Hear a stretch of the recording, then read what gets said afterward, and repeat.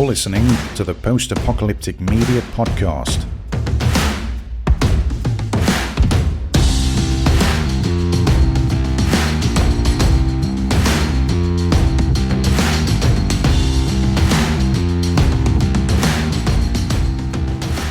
Hello, everyone, and welcome to this week's Post-Apocalyptic Media Podcast. I'm your host, Derek. I'm joined by Shawn. Hey, everyone. And Stephanie. Hello. They are busy writing articles, but I pulled them away from the website for an hour because this is important. We've got to talk about these articles, not just write them. True. We've got more than that. We've got a lot of announcements this week. We took a sabbatical this last week. Some things happening, lots of things happening in this world, and we're just trying to keep up. We've got all sorts of articles that we're having to write just for our day job, just to keep things going. We are stocking up on survival supplies, and the world waits for no one. So tune in every week. We will be doing a podcast every week, except when we don't.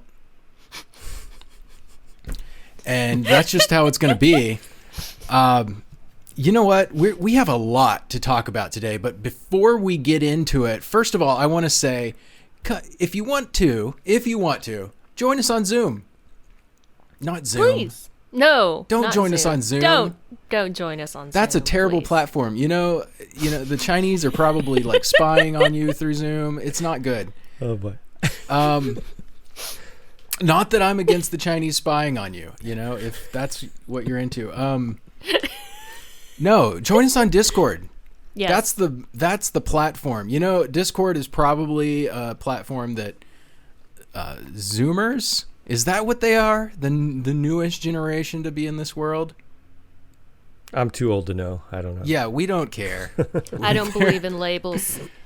We'll be gone when they're in charge. So the Zoomers, they're Speak probably for yourself. Zennials. I don't know.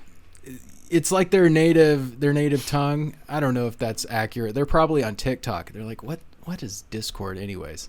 But we're some Gen Xers and millennials, and even probably some boomers in there. Just trying to learn this newfangled method of communication. One thing that we've decided is, we're on Facebook, we're on Twitter, and Instagram and these other platforms, but it's kind of hard. They're all separate in their walled gardens over there, and we love communicating with you guys on that. But it's kind of nice to have this unified area where we can all kind of find common ground, and that's what we're trying to make our Discord server. So if you want to get in on that, you can. I just added a link to the sidebar of our website. So on any article at all, at postapocalyptic.com, you can just click on the sidebar and go right into our Discord server and start chatting with us. So we'll all be in there. You can put a little @ sign and then tag one of us three who's on the podcast or anybody else who's in the Discord server, and we get a little notification. It's great. So join us there. Also, check out our calendar. We've got a calendar in the sidebar. I just moved it to the top of the blog post sidebar, which is a lot of words to say in an article. Go to an article on the right side. You're going to see a calendar, and that's just the widget.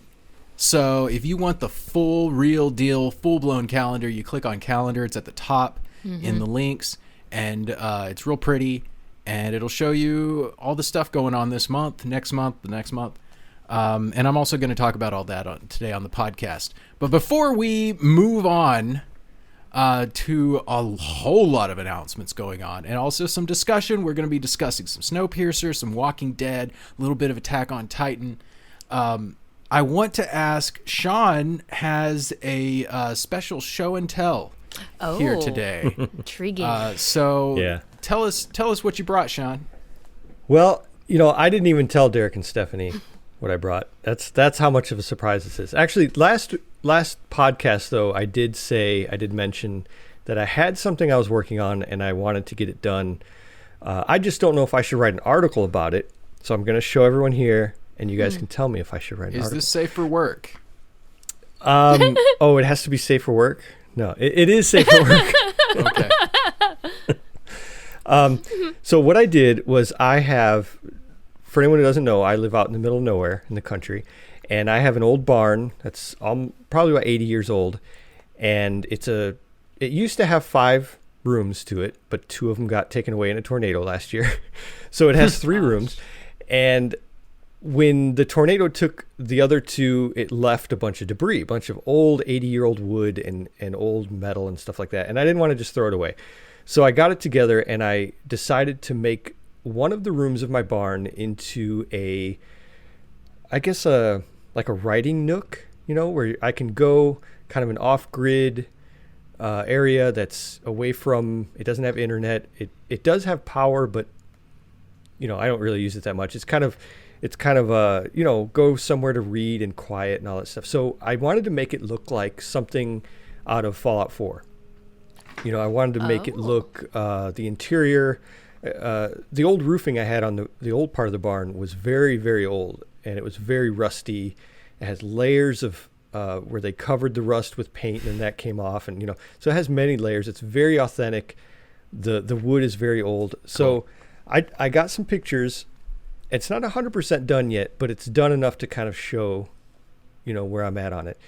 And it's like I said, it's like a writing nook. It's also, I hate the term man cave. It's so, it's such a bad, I don't know, it's bad connotations, but it's kind of what it is. It's kind of like, my place to go to kind of get away from it all and kind of, read. And also I don't write for the site there because I need internet, but I write, I have a bunch of novel ideas in my head and I'm trying to get them all down on paper. Fun. So I go out there with my laptop and I'll just write, and I'll just, and it's like an inspirational, sector where I can go and kind of feel like I'm in the post-apocalypse. Oh, cool. It's a little crazy for people. I think, like a normal writer would probably not get to this point in inspiration, but here we go. So here's the first one. Let's see if this works. Oh. Right. So this is pretty much what it looks like from the door. One window, chair. I kind of decorated. Now, Derek pointed out something earlier that I didn't think about, is that there are people not watching this, people listening to it. So I'm going to try to describe it as best I can. Good idea.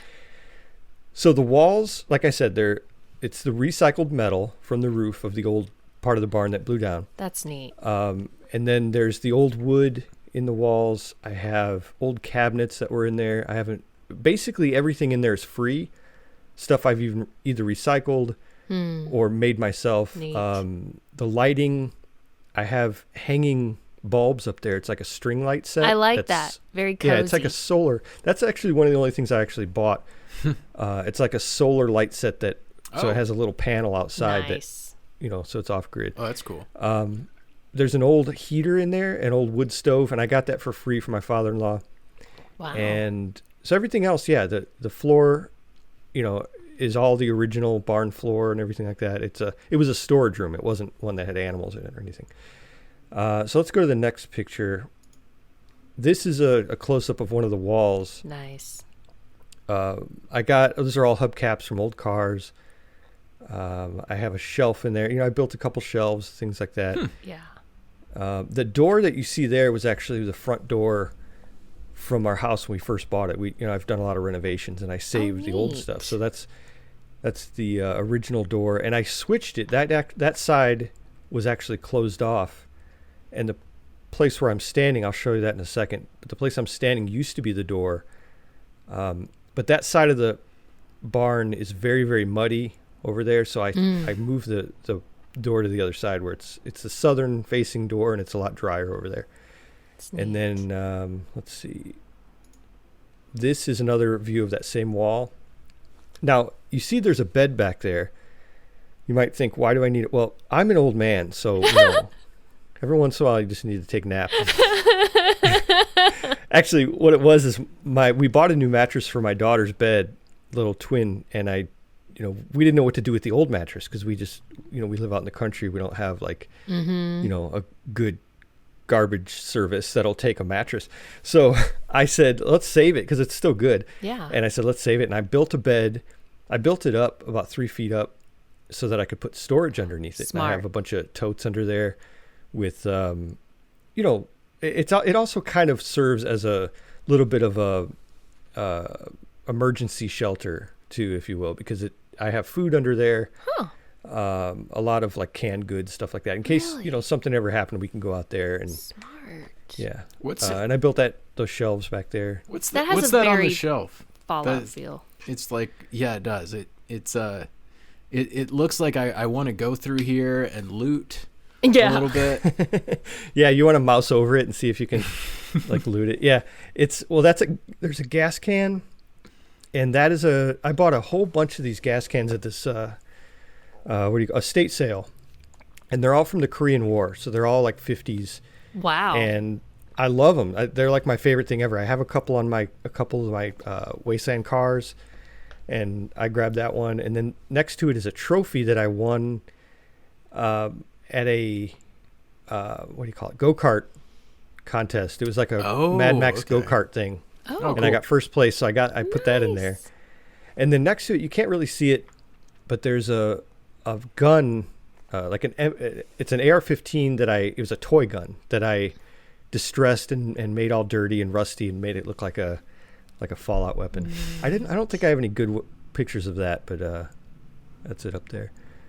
Oh, cool. And then like that filing cabinet back there, that's just an old filing cabinet I had. That chair right there, it's a recliner that someone gave to me, and all free stuff basically. Yeah, that bookshelf really behind the bed really looks like something in Fallout. I've been playing a lot of Fallout New Vegas lately. And, it just looks like a texture that they just lifted out of the game and put it in your... Yeah, and it's all authentic. It's all, it's old wood, and I just built it basically last weekend. Just I was like, how should I build this? And I just, did it. And I want to get some old books and put them in there, to make it look a little more authentic. And then here's another photo. This is the other wall. Okay. I'm going to build a table over there. Mm-hmm. Because and like a counter and stuff like that. That's kind of the last remaining part I have to build. But those old cabinets up there with the peeling paint, those were in the barn when we moved in. And then I just built shelves between them to put some old stuff up there, like old toolboxes and stuff. I bet there's some sugar bombs hidden in the cabinets. Yeah, I told myself that they're dirty cabinets, so I'm not going to put anything like edible in there. Smart. It's like tools and stuff like that. But and here is a picture of the window. Oh. That used to be the door, and I framed it out to put a window in it. And it might look funny because the cabin itself is a little crooked. It's an 80-year-old cabin. This is before I did any of the walls. So this is before I did the insulation, the paneling, any of that stuff. Wow. And it is insulated. Oh, that's so that was the old door. I framed out the window, and I put that window there. That's an old free window that I had from another building. And you can see how like destroyed that wood is. I fixed all that. I even put metal on the outside of the building to keep it, more weatherproof. But I leveled out this window. So the window is perfectly level. The rest of the building isn't. So that's why it looks a little funny there. And then this is basically what it looked like before I even started. From the inside. So cool. like that's that same... Done a lot of work. Yeah, that's that same corner. That's right after I put the door in. That's what it was. Right when I put the door in, I took a picture. But you can see all that stuff outside is all the pile of wood that I used. Because that used to be the other two rooms of the barn back there. Oh. And so that was just a big pile of wood. And I used most of it. But it's exciting to use old wood like that because it has so much character. It has like old sawmill marks in it that they, the way they used to do sawmills back then. Neat. And really, really cool stuff. Really solid wood too. But I'm really excited about it. And so here's my thing. Let me get these out of here. I gotta go one at a time.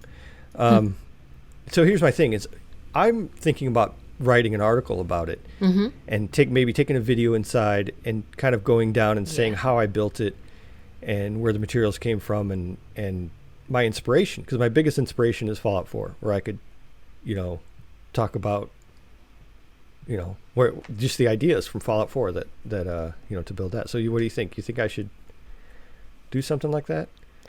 Yes. I'm speaking before Derek. Yes.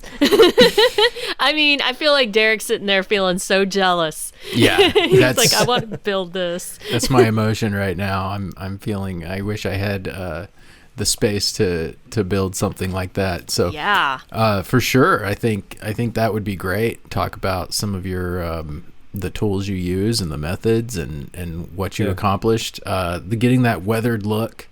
Obviously, you're working with some authentic materials in that, so that's pretty cool. What about health hazards? Are you in danger from the rust or anything?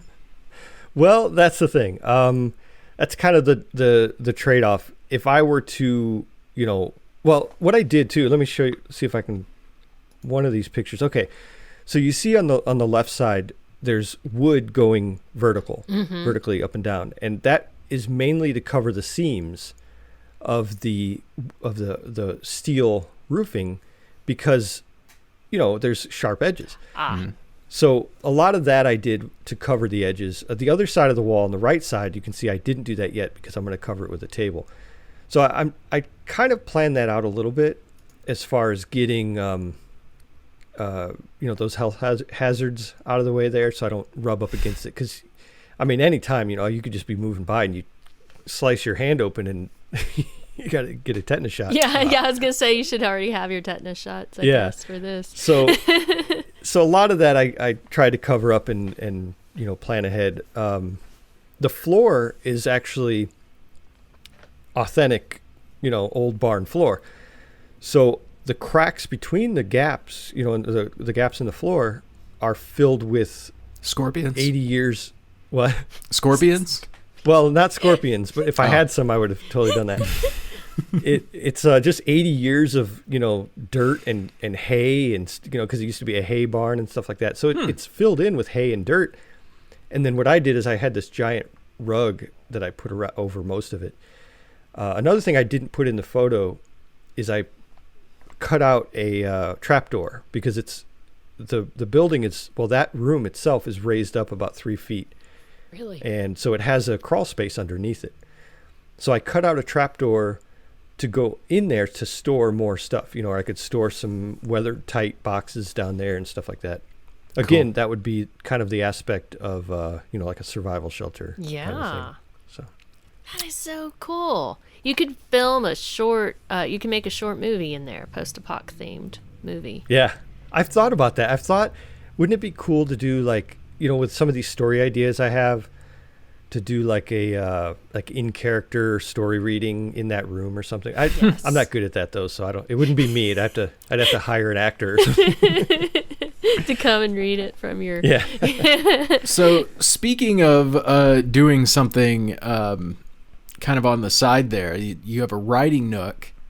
You wrote an article this week about a feller named David Shannon, who's who wrote a post-apocalyptic book unbeknownst to his wife, who thought he was just going off to play video games.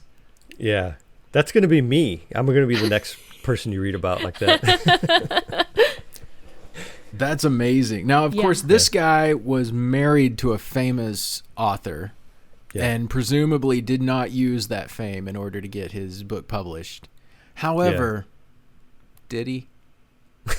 Well, he says that he went to the I guess publicist or something, and he even used a different name, I think, and because he's also an actor, and but I don't think he's like a famous actor. I think he's been in a couple of things, but he kind of used a different last name and went to them and didn't tell him about his famous wife and all this stuff, and he still was able to get a deal, a publishing deal.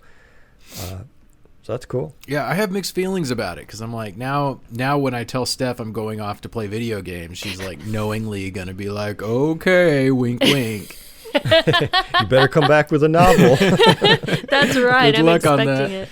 Yeah. I mean, you're a great writer, so you should be writing novels. I'm going to be disappointed if you don't have the next great novel. See, this is what I'm talking about right here. But I have to be honest, like, Derek, if you were famous, like super famous writer and I was trying to get something published, I would totally write on your coattails. I wouldn't try to do it on my own. Yeah. I mean, I'm just being real. What is this David Shannon? Like, who are you? It's not... I guess, he wanted the pride of having accomplished that, but come on, dude. Just use your wife's fame. I would totally use your fame. I would be proud of it too. I'd be like, I used Derek's fame to propel myself forward. I don't know. Life's hard enough.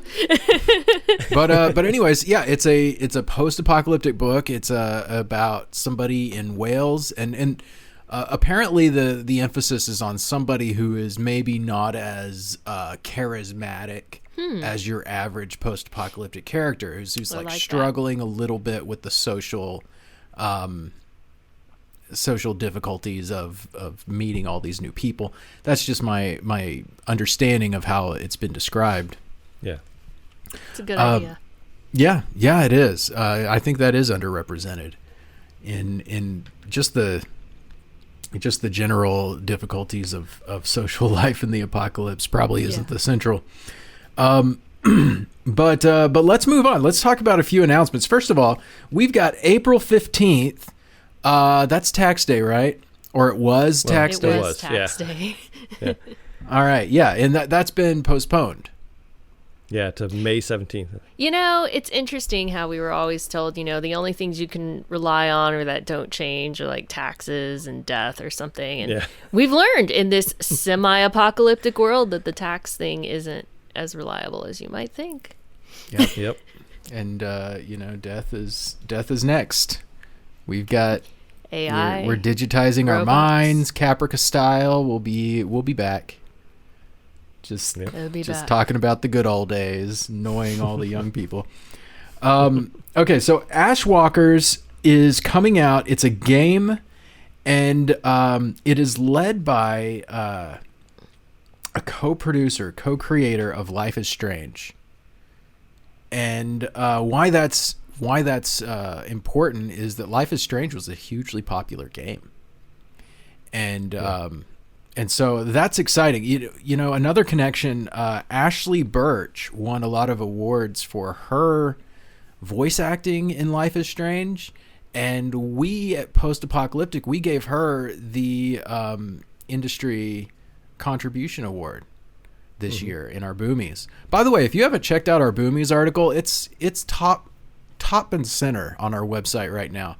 And I just suggest that you check it out. That was basically, we boiled down the experiences that we've had over this last year and kind of fought it out behind the scenes to decide what's going to go in that.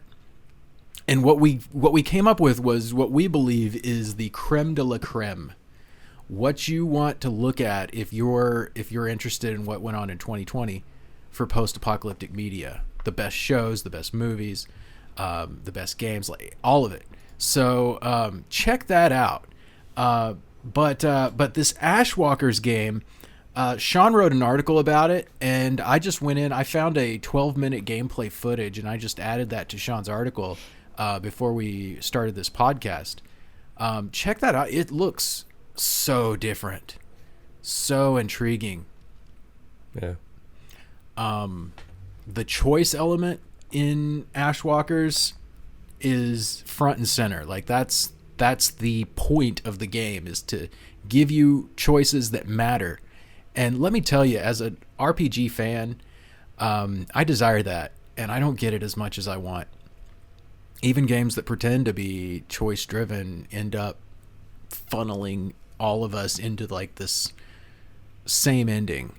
And that's getting tiresome. Yeah. I think what's funny is, games for the last, 10 years or so have been trying to do that with what Ashwalkers is doing, which is a squad-based game where your relationship with your squad is what determines how the game ends up.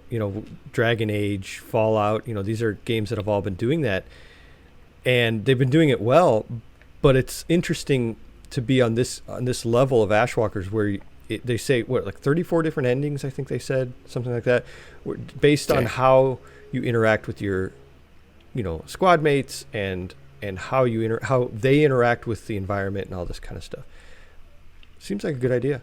I like that a lot. I think I like these games. Sometimes you come across a game where your companions have feelings on your decisions, and it affects how they treat you. And I can both love that and hate that. Like I remember it was a heartbreaking moment in I think it was Fox, the super mutant. Was he in Fallout 3 or was that New Vegas? That was Fallout 3. In Fallout 3, he was like my favorite companion. He was OP. He helped me out a lot in battle. And then at some point, he had enough of my bullshit. And he let me know in no uncertain terms that he was going to oppose me. And I ended up having to kill the guy. I felt bad about it. But at the same time, Derek's not going to be controlled by some sweet-talking super mutant. No, thank you. And then like in Fallout 4, I had a robot companion who just didn't like how I conducted myself at all in the wasteland, and I just sent him packing. I was like, you go tend to the house in Prim or wherever it was. I have Fallout New Vegas on my mind. I've been playing that, and here's another irritation I have with Fallout New Vegas. If you steal items from bad guys, it still it says like you've lost karma. Like, come on. Yeah. I'm stealing from bad people. They're slavers, and I just took like some jet that they had sitting around. And yeah, you should get like positive karma. Exactly. For that, yeah. You should gain karma for that. Yeah. Weird. Okay, so Ashwalkers, April 15th. Mark your calendar. Watch the video on Shawn's article. That's important. All right, we're still going to talk about Snowpiercer. We're still going to talk about Walking Dead. But I have a few more announcements to throw your way. So get ready. Another announcement. Resident Evil Village releases May 7th. But there's stuff going on right now. So if you like are a Resident Evil fan, get in there. They'll probably let you play something. There's stuff going on. Demos and beta releases. So but the full game releases May 7th. Handmaid's Tale Season 4 comes back April 28th. Nier Replicant Remaster April 23rd. By the way, either of y'all play any of the Nier games? No. Nope. Neither have I. But the recent Nier game, Nier Automata, looks amazing. I've watched a lot of gameplay footage from it, and I've listened to Girlfriend Reviews did a really good piece on that game, and it's very cool looking. But this Nier Replicant is a remaster. It's coming out on the 23rd. Quiet Place 2 coming out the 23rd. Oh, wow. Mortal Kombat is arguably post-apocalyptic. Aspects of it are. April 16th. I think that's going to be on HBO Max. So if you aren't subscribed to that. Interesting. And by the way, Snyder Cut came out just a couple days ago. And that's not exactly post-apocalyptic either. But let me tell you, it'll probably scratch some of that itch for you guys. So don't avoid it. Yeah. Plus, Zack Snyder is doing the Army of the Dead. Oh, really? That's right. So it's like if you like, what he's done with this, you'll probably like Army of the Dead. That's such a good point. Yeah. I'll tell you this. We just watched it a couple days ago, and I do like what he did with this. Yeah. A lot more than the version that was in the theaters. No, I haven't seen it yet, no. It's I don't remember much about the original. The source material he used, and I loved this one. So I guess the comparison is that editing makes all the difference, apparently. I mean, I know they shot a few more scenes, they changed some of the dialogue, included some stuff, but good Lord, it's a good movie, and I did not love the last iteration of it. So it's 4 hours, and Stephanie and I watched it 1 hour at a time.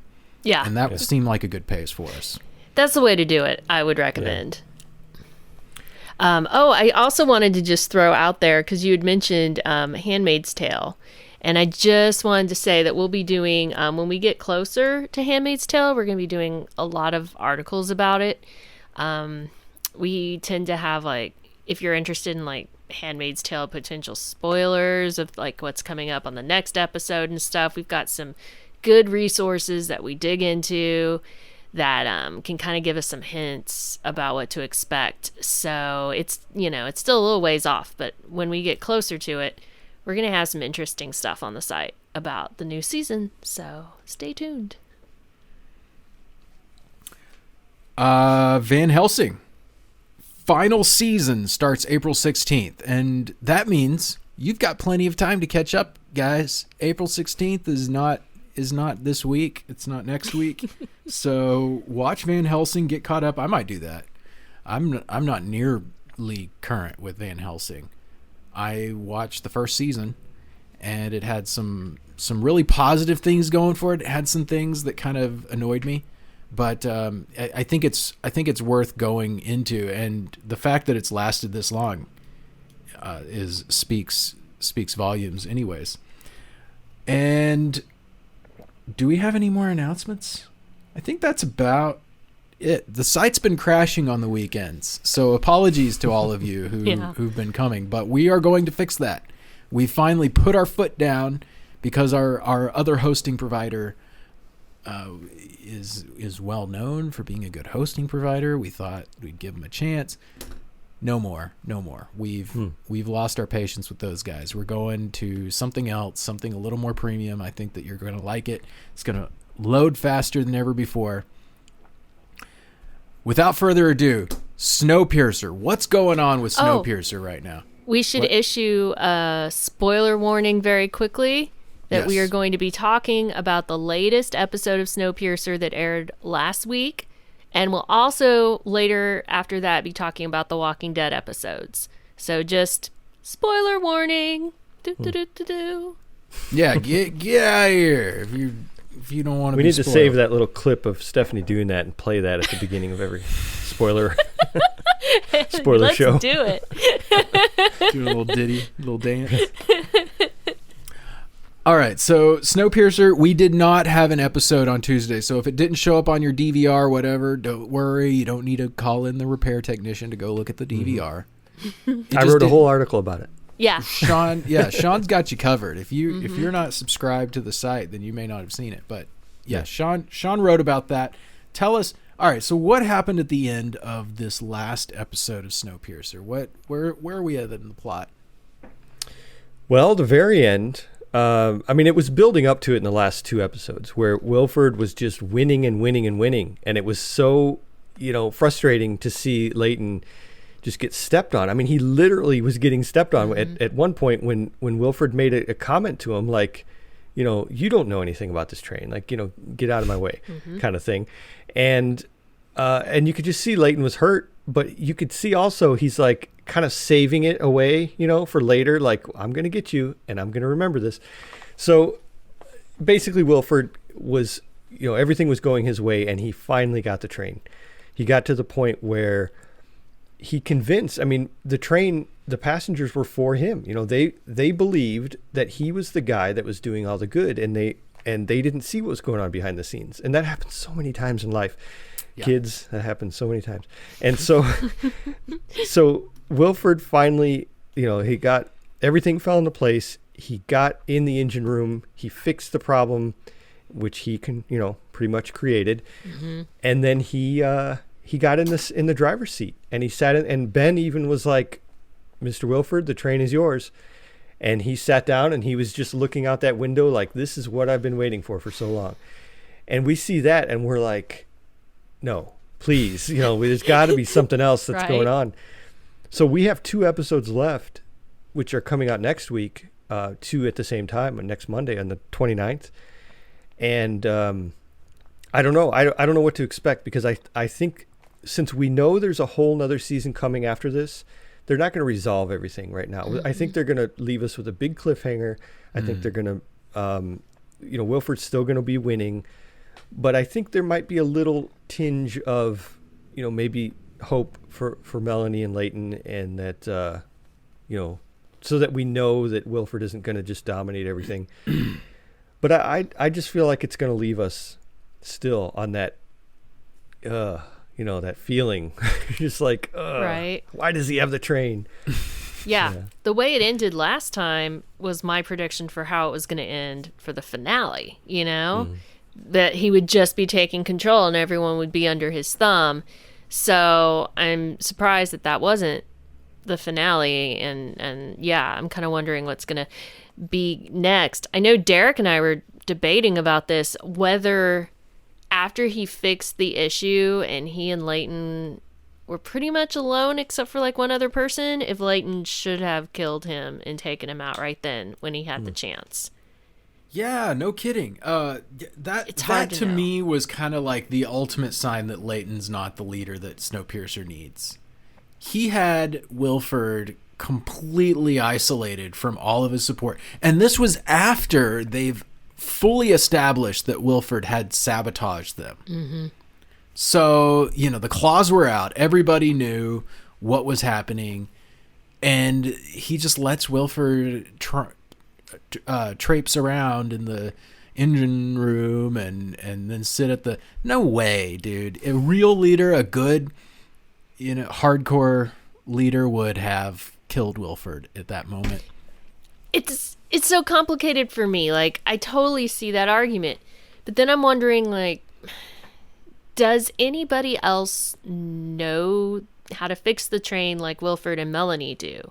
Does the other engineer guy, whose name I can never remember, that Melanie's in love with, can he take that role? Can Alex take that role, or do they need Wilford until they get Melanie back on? I don't know. I mean, but then if they kill, I don't know.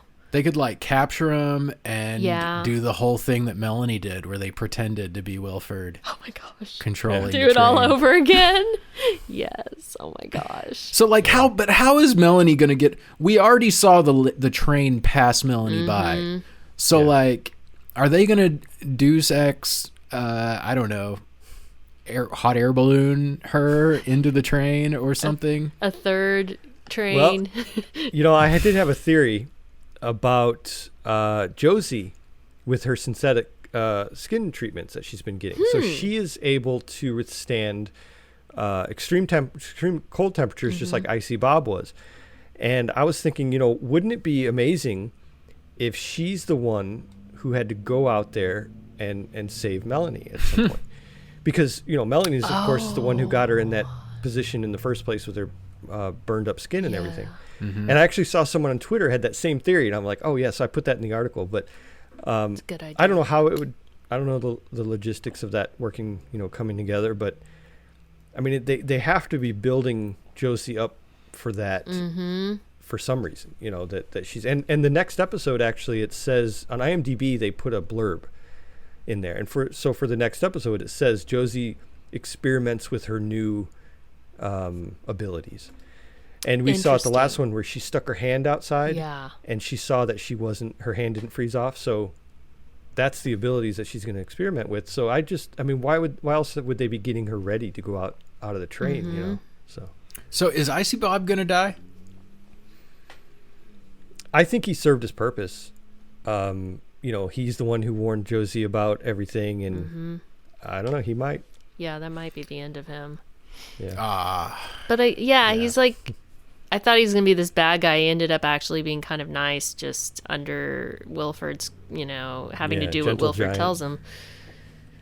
Yeah. I kind of like, how the head security guy gave over his coin, and that's kind of symbolic that he's not brainwashed Wilford supporter anymore.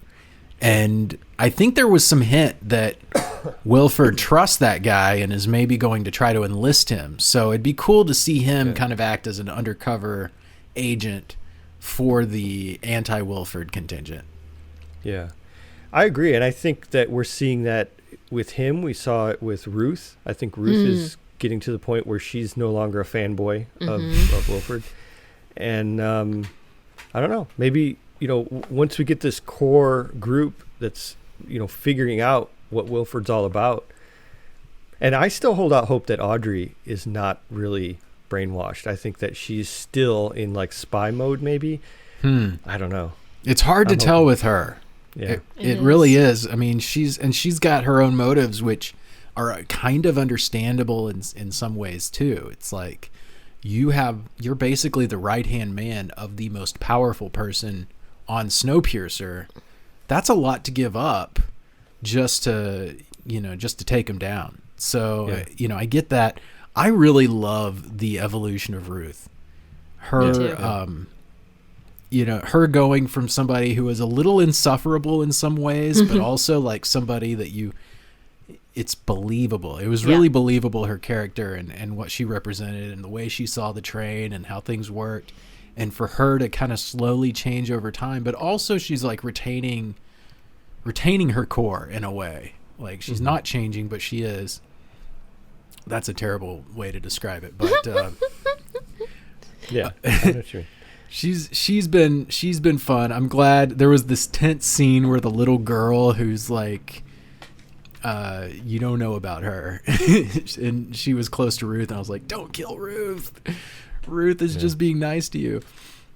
But anyways, what a great series so far. Yeah.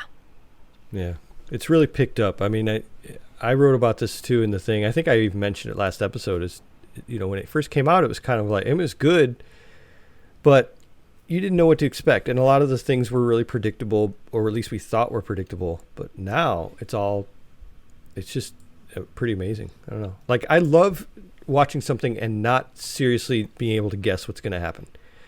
A lot of things are so predictable, and this is like, what's going to happen with Audrey? What's going to happen with Melanie?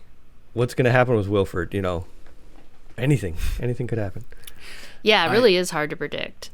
And speaking of not being able to predict what happens next, Attack on Titan is the epitome of that. Yeah, you don't know when you finish season 3. I'm not giving you real spoilers. Yeah, so we're not worry doing about any that. spoilers here, but when you finish season 3, you think you know what season 4 is going to be like, and you are wrong. You are just wrong. There's no way you can know. But that's how it is. Right now, the official word on Attack on Titan is that we have one episode left, which is absurd. I'm not just in denial. I am, but I also believe it's not true. Steph's a truther. She believes that the real truth about Attack on Titan is that it's not coming down to one more episode. Tell us about that, Steph. Okay, I will. Okay, so officially this is the final season, and there were 16 episodes, and episode 16 is this Sunday. But that does not get us through the rest of the manga. The manga doesn't end until April, sometime after. It doesn't end until sometime after this Sunday. And this show has tracked really closely with the manga so far. This show has tracked very closely with the manga, and it's probably more than 20 chapters behind the manga right now, from what I understand. I don't have the exact count, but it's more than 20 chapters behind. So what I'm hearing is there is still a lot of ground to cover. I do have a story called Evidence of a Second Part for Attack on Titan. You can find it on our website, but right now if you Google, will Attack on Titan have a second part or a part 2 for season 4, this article comes up at the top. Basically, it's the producers of the anime said in an interview that was published in a magazine in Japan in November that they were committed to going through the entire manga, not leaving off in the middle of it. That after they saw how the audience reacted to something that happened in a previous season, they basically decided, we are committed to continuing and finishing it. So there's been no official word that that's going to happen, but they have said that that is what they want to do. So for that reason, I am holding out hope that we maybe will get an announcement about it continuing after the episode on Sunday, or we'll get an announcement shortly thereafter, because at least I know that's what the producers want to do. Does the current animation studio want to do it? I don't know. They just jumped on for this season. They've done a great job, Mappa, but I don't know if they're planning on continuing. But it's great, and I can't imagine not having any more episodes. So fingers crossed, guys. I think it's going to continue. That's my prediction. All right.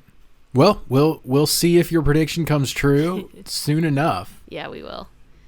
But yeah, no spoilers on that. But let me just reiterate, if you haven't been listening to the past podcast, that this show is extremely popular.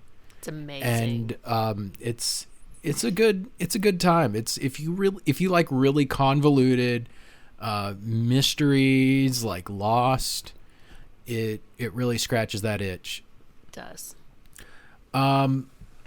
Moving on, we have a few more things to talk about. First of all, there's some incredible technology that allows you to replace the current actor in Mad Max. Is it Tom Hardy? Is that Tom Hardy? Yeah. Replace him with Mel Gibson. And Shawn wrote an article about it. It looks pretty sweet, I gotta say. Yeah, that technology is actually pretty scary. You know, they use a combination of face mapping and AI. You know, the AI can kind of determine how your face is going to move on top of the other person's face, like in conjunction with it. And it's really, it's fascinating. I don't know how else to say it, but so someone took Mel Gibson's likeness, pasted it on Tom Hardy, the actor, during Fury Road, and now we get to see what it would look like to have Mel Gibson playing that part. It's pretty amazing. I mean, it's not the entire movie; it's just a little snippet of it. But you know, a lot of people are saying I would watch the entire movie like that. You know? Yeah, no doubt. You know, projecting out like 30 years, I could totally see sitting down for a movie and going, you know, AI replace so and so with my favorite actor, and just watching the movie by recasting who's playing what. So interesting. Will the actor get royalties for that, I wonder? Yeah, that's probably the sticking point, is the legal side of it. I mean, people were speculating in the comments saying that wouldn't it be great, like one day, like you're saying, Netflix has, you know, which actor do you want to see? Do you want to see yourself in this role? You know, you could put yourself in there and you could be Mad Max. You know, that's crazy. That would be fun. Yeah, and then like someday, maybe there will be royalties, but then someday the copyright will run out on the visage of Mel Gibson, and then you'll see Mel Gibson in all these roles. Oh my gosh, that's so they don't have to pay anybody. Yeah. So that's in the dystopian future, or not dystopian. I think it's kind of neat to be able to do that. What else is going on? Pacific Rim got renewed. So watch the anime. The anime is on Netflix. I haven't gotten very deep into it. I've watched the first episode, which is pretty good, but I haven't gotten deep. So, but it's already renewed. So Tina's been writing about that. We have a couple articles from her on the website. You should check that out. She got one kind of reviewing, like saying, should you watch it? And then another that kind of discusses where the plot is at the end of season 1 and make some predictions. I watched The Platform this week, which is a dystopian movie on Netflix. And my review is So was I right to be? I mean, I saw the trailer, and Derek asked me, "Do you want to watch this?" And I said, "It looks gross, and it looks like topics I've seen in a lot of other movies, so no." So Derek, did I make the right decision or not? I don't know. I can't say. Can a movie be redeemed by the fact that it makes some good points? I don't know. It makes some good points, but at the same time, it's not that much fun to watch it. And the ending was really, in my opinion, pretty dumb. Interesting. So that's the review of the platform. But in general, just something you could piece together from the trailer is that people live on different levels of this building, I guess. And there's a food platform that starts at the top, full of food, and goes down slowly so that you can eat some while it goes past your level. And that's your only source of food. So, people, there's commentary in there about like using resources and overuse and caring about the people who maybe are less fortunate than you, stuff like that. All pretty evident just from the trailer. But did they land it? I don't know. Maybe if you watch it, get on our Discord and give your 2 cents, because I don't really know how other people are going to perceive this movie. There are other movies that are similar that I also didn't like, so maybe I just have a thing. We'll see. So anyways, that was the platform. Another short film that came out, that platform's not a short film, but a short film that came out a couple years ago called Biopunk made an appearance in this week's YouTube Roundup. Oh. By the way, every single week, Shawn is doing a YouTube Roundup where he puts in a good half dozen YouTube videos for you to check out. And this week, he went all in on the short films. Yeah, there were a lot of short films this time, which I like. I really enjoy, because I feel like, 90% of the post-apocalyptic themed videos on YouTube each week are game related. They're people playing games, trying out games, doing reviews of games, things like that. And I try to stay away from that. I try to just pepper in a few of the best ones, and then at the same time, I'll try to pepper in a few of the best short films or trailers, something like that. Well, this time I just decided to do all short films and trailers because there were so many of them. Like, there were so many to choose from. And so this Biopunk one was, I think it was kickstarted actually, I think in 2018, maybe 2017. And it has, it's very short. It's like a couple minutes, but it has Hollywood level production. It's pretty amazing what's in this. And for something that short and to be kickstarted, I don't know how they did it. But here's the crazy thing is they got, Kristen Nairn, I think you pronounce his name, Narn, the guy who played Hodor in Game of Thrones. Oh, they got him to play a role, and he's only in it. I mean, he's in half of it, which is a minute, but he's kind of a main character. And what I think is funny is he refers to himself as Bob. He refers to himself in the third person, like Hodor does. Interesting. And I think that's funny. It's like maybe a little Easter egg or something. But it's basically, I mean, I don't want to spoil it. Anybody can watch the 2 minutes, but it's really well done. It's well acted. The environment looks great. Yeah. Wardrobe looks amazing. It's really high quality. Yeah. It looks really good. I haven't watched it. I've just watched pieces of it, and the production value was really stellar. So for something that was crowdfunded, way to go. Yeah. I definitely want to check that out, especially since Shawn, he put that last in the article, and he said he saved the best for last. So I'm assuming that's a glowing review. Yeah, it is. Yeah. Okay, so we have 2 topics left to discuss. Last topic we will discuss is The Walking Dead, but before then, Paradise Lost is a game, and it is going to be out by the time that this podcast airs. It's not out yet. It's coming out like tomorrow.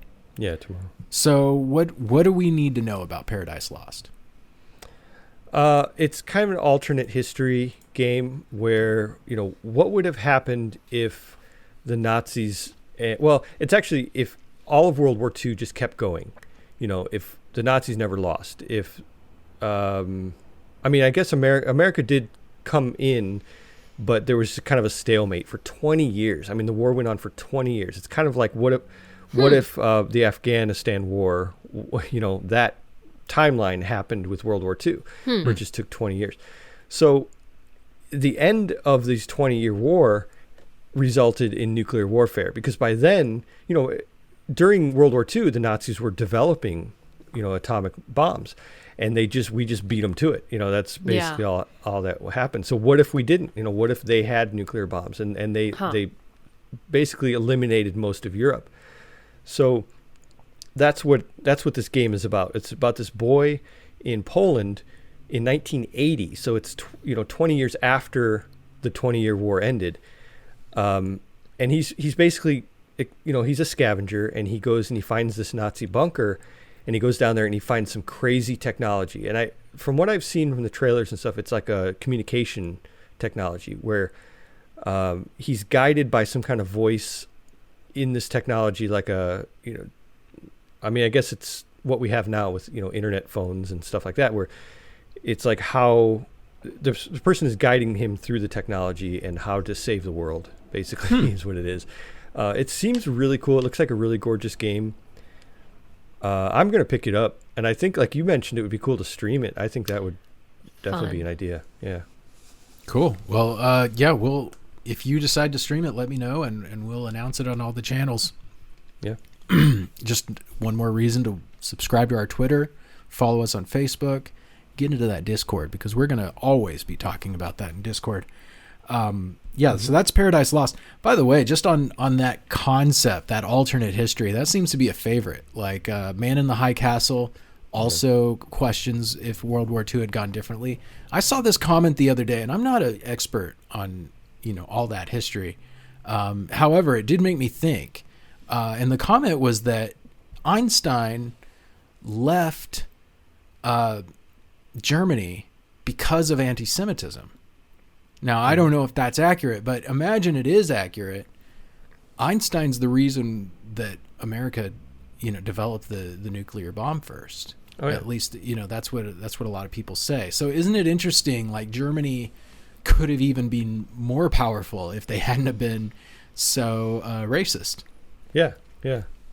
I think it's fascinating. I mean, that's a whole different topic, but actually near where I live in Huntsville, Alabama, they brought a lot of the old German scientists after the war. They said, we'll give you what's that word? Immunity. We'll give you immunity from war crimes if you come here and help us develop our nuclear program.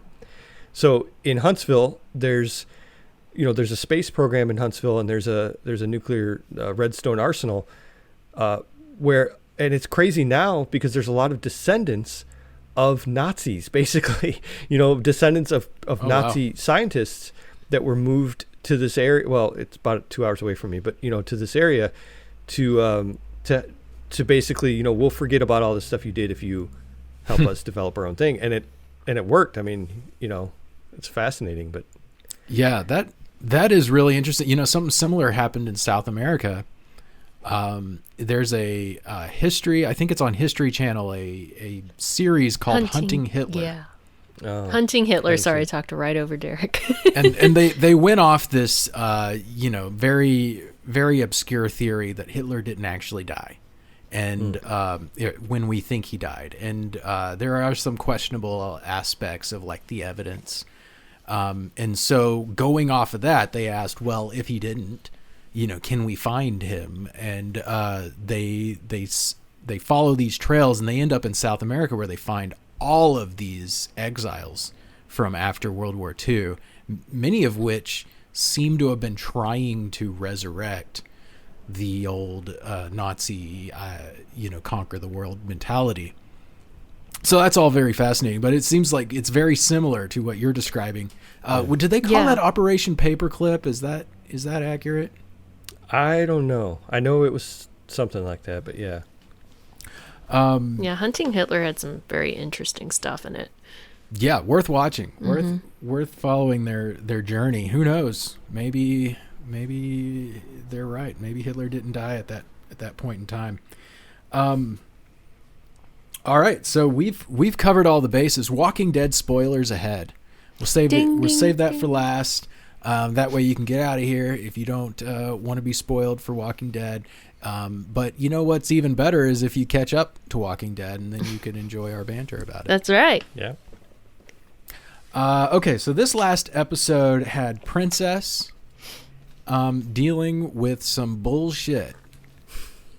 in her prison cell. Like, come on. Okay, so first of all, who are these people that capture Princess? Any theories? Stormtroopers. Obviously. That is exactly what it looks like. I'll tell you what, their costumes bother me just because they're so Stormtrooper looking. And I love Stormtroopers, but not in Walking Dead. And I don't know. Every time I see them, I'm like, pew, pew. You know, it's, right? Yeah, it does feel intentional. Yeah. It's such an unwieldy armor set, but it like in the Star Wars universe, it doesn't like protect them. Yeah. They still get shot with a laser once and they die. Yeah, I don't get it. Right. Man, I feel like they've got to be connected with the group who took Rick, right? Like, they talk about how they have these strict protocols they have to follow, and it reminds me a little bit of Fear the Walking Dead with the girl that Maggie was in love with, and talking about strict protocols, and her helicopter, if I'm remembering correctly, had the same symbol as the helicopter had that took Rick. So I feel like it's got to all be connected. What's the significance? It through the episode, Princess keeps remembering one like 2-second sequence, and she keeps on replaying it back in her head. It's Yumiko was beaten. Yes. Oh yeah. She keeps on going over that one thing. Is she seeking, like, is there some information there that she's like not grasping and she's trying to get it? What do you think is so. That any theories on what that might be? I hadn't even really thought about it. Yeah, I think we'll probably find out next time. Although they skip around groups, so it might be a few episodes. I don't know. I did like how you could tell she obviously had some method to bringing memories out of her head. Like she kept reciting the capitals, the state capitals in alphabetical order. And she kept saying, the capitals over and over. And it's almost like, we saw her childhood a little bit, and we saw, the kind of the trouble she had. And it was like, maybe that's what she has to do to try to mentally bring that out. So maybe she had, we don't know yet.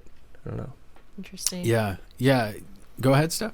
Oh, I was just going to say these were apparently like these bonus episodes were made, during COVID restrictions, so they didn't have all the actors in one place. And I think my understanding is that they were also like testing some different ways of doing storytelling. They kind of took that opportunity to test different methods, and I've really enjoyed it. Yeah, me too. Yeah, it's been really good. I'm gonna venture a guess at what Princess is fixating on is just that the way they treated them when they did that arrest is enough to conclude that they're bad guys. Yeah. They didn't have to whack people with these TV shows, they act like knocking somebody out is just a part of life. And the real fact of the matter, and I think it's important to say this because, people learn from the TV shows they watched, and they might and act out things they see. But in the real world, anytime a blow to the head is enough to knock someone unconscious, it's also in the range of killing them. Like, you can't just I don't think anybody's good at it. Like, oh, I know the exact amount of pain that I can inflict that's enough to knock someone out but not to kill them. There is risk there anytime you're smacking somebody in the head. And then if you use a blunt object that's heavy and metal like a gun, that risk is way higher. Yeah, you could do serious damage. You could cause brain bleeding that doesn't even show up until like hours later. You think you're fine when you wake back up, but you're not. And then there's dangerous. CTE, which football players suffer from. That can show up years and years later, but it's extremely painful, and it can also mess with their own thoughts. So I think that in remembering that scene over and over, she's realizing these people cannot be reasoned with. They're not. Eugene makes the case that they're really good guys, and we just need to give them some time to reveal how good they are. Yeah. But maybe they've already proven that they're not. And of course, when they interrogated Princess, if that even happened, I mean, I guess we're at the end of the episode, we're left wondering what exactly really happened. Yeah. But in that interrogation, they don't treat her very well either. Yeah, I agree. I mean, they had Eugene, they were there because Eugene was talking to that woman on the radio. And so his crew wasn't a threat. They knew they were there for peaceful reasons. And, I mean, there was no reason to beat them up like they did, and hold them in separate rooms like that. They could still interrogate them if they don't trust them, but this protocol is very extreme. And, I don't know, if someone's has bad intentions, it's not necessarily going to weed them out anyway. Yeah. Good point. Go ahead, yeah, Shawn. I think the whole episode, I had no doubt that they had bad intentions. Mm-hmm. And then the part where she gets the guy on the ground and she restrains him, and then he starts trying to explain that he's actually the good guy, and that they're the bad guys, and that they're just trying to help people and all this stuff. It's like, no, there's no way. There's, Right. And I didn't believe it for a second. And then of course she hands his gun back to him and all this stuff, and the whole time you're going, no, don't do it, don't. And then, of course, that very end scene, they're all waiting for it and everyone's lined up there, guns to their heads. So, but at the same time, like, you got to think, if she had shot that guy, then she was probably dead, because they'd probably just shoot through the walls of that little container and she'd be done for. Yeah. I really like her character a lot. I think it's very relatable. She has a lot of. If I was in a situation, I don't think I would be like Rick. I would be like, well, if I did this, then this might happen, or what? And I would be second guessing a lot of stuff. Oh my gosh. Yeah, and so I think her, the way they were doing that with her, I think was very relatable. That's where a lot of us would be in that situation. Just overthinking everything. Yeah, it's so easy. I mean, just even little things like, gosh, I mean, before the pandemic started, and reading up about what was happening in, China, and I had an idea, and I was like, okay, do I, buy some extra supplies, and okay, ultimately did, but there was some second guessing going on there, and I can't imagine in a more extreme situation like they're in, I second guess what I'm going to have for dinner. It drives Derek crazy. Yeah, I really like Princess as a character. Ever since they introduced her, and I like the comparison to Rick, because Rick kind of represents this arrogant, like when he first comes into that town, I forget what the town's called, but Victoria maybe. Anyways, he comes into the town and they have walls and they have society and cool stuff, and he's immediately Alexandria? Is that it? Yeah. He's immediately like, you guys are soft, you suck, I should be in charge of this. Yeah. And it ends up being a terrible decision to accept Rick in there, because then by the end of a couple seasons, all the people who were like running the place are dead. Some of them because of Rick. Yeah. But Princess, on the other hand, she's just trying to make friends. She finds some strangers and she's like, cool, I'll be friends with you guys. And she does mislead a little bit and oversell her knowledge of things. But I like her. I think it's accurate in that situation, at least for myself. You would think that you'd be a badass, and you think you'd be like kind of hardened to the way people are in an apocalyptic situation, and you just wouldn't trust anyone. But at the same time, you would want to find some kind of good in someone, and you would just be like, okay, I'm so tired of hating people. I'm so tired. I just want to believe that you're a good person. And I think that's where she's at. And it's a good character. They don't have that really, I mean, you look at, Daryl and Carol, and they're pretty much, they don't trust anyone, mm-hmm. And so it's good to have this kind of new perspective, I think. Yeah. And, I'll say another thing I felt strongly about in this episode is that I think in life, if somebody has knowledge that like could could answer your question or something, and they're like withholding it from you and you can't figure out why, just assume they have bad intentions. I think. And in this case, like, she was asking, did you give her medical attention? You know, my friend was hurting, you took her away, did you give her medical attention? And they kept dodging that question. And to me, that is the answer. If they dodge that particular question, there's no imaginable reason to dodge it unless they didn't help her. They didn't give her the medical attention, or they have other nefarious reasons for not giving you that info.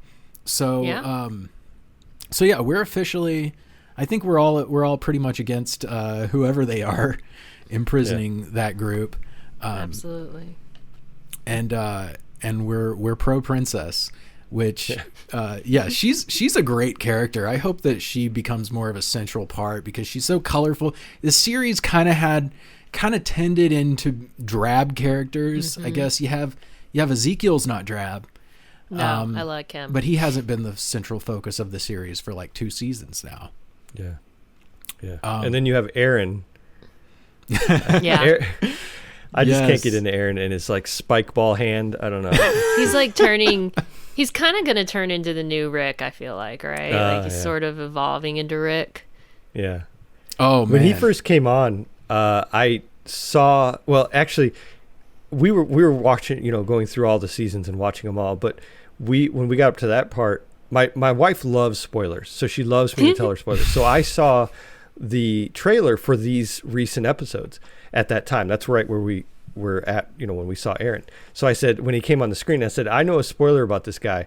And she's like, what? And I said, well, he's going to turn into this long bearded, spiked hand guy that's going to be like, just annoyingly like, I don't even know how to explain it. And she's like, no, this guy, there's no way. Like, she didn't believe me. And sure, it's just funny seeing that evolution for him. I don't know. Yeah, he's changed a lot. Yeah. Yeah, it's been pretty cool. I think the episode before last, I don't know if we talked about it on the podcast. Boy, was that a dark episode involving him and Gabriel. That was a good episode. Really good. See, now I here I am, crapping on Aaron, and that was a really good episode. So, yeah. So I gotta, so well done. Take that back a little bit because that was good.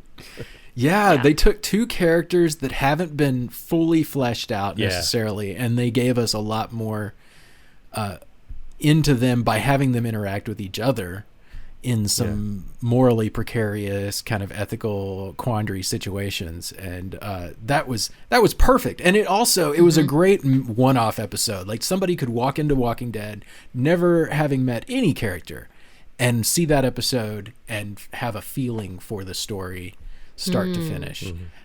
So true. I like that modularity of it, and I've really liked how Gabriel has evolved. I hated him as a character for a long time. And I really felt like they should have just, at some point, the core group should have just taken Gabriel and Eugene and just like shot them and been done with them. Eric is so harsh. Oh, I am not a Eugene fan either. I agree. Yeah. When Eugene blew up that bus or whatever in order to hide his lies, no way would I have let him live. That would have been his. Yeah. Anyways, I'm pretty harsh, I guess.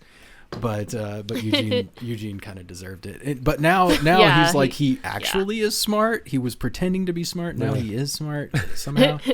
But that and I loved how Princess had Eugene arguing for something, but it probably wasn't even Eugene. It was just her own internal dialogue arguing between these 2. Same with Ezekiel. Yeah. And the same with Ezekiel. What a great episode. All right. So anyways, we're going to wrap it up right there. You guys, thank you so much for joining us. We're going to be back next Friday and every week. So subscribe to this podcast, join us on Discord, chat with us, follow us on Facebook, Twitter, Instagram. Do we have a TikTok yet? Not yet, but we're working on it. Told Shawn I was going to make one, so. All right. So, yeah. Soon, guys. We'll have a Gen Xer making a TikTok. That in itself is worth the price of admission. So check that out. We're going to be back talking next week. We're going to be talking about the Snowpiercer finale. So make sure you tune in for that. We'll have some actual gameplay, hands-on experience of Paradise Lost. So that's Shawn's assignment. And anyways, I hope you guys stay safe, be prepared for whatever comes your way, and as always be ready for the big one. Bye, y'all. Bye. Bye.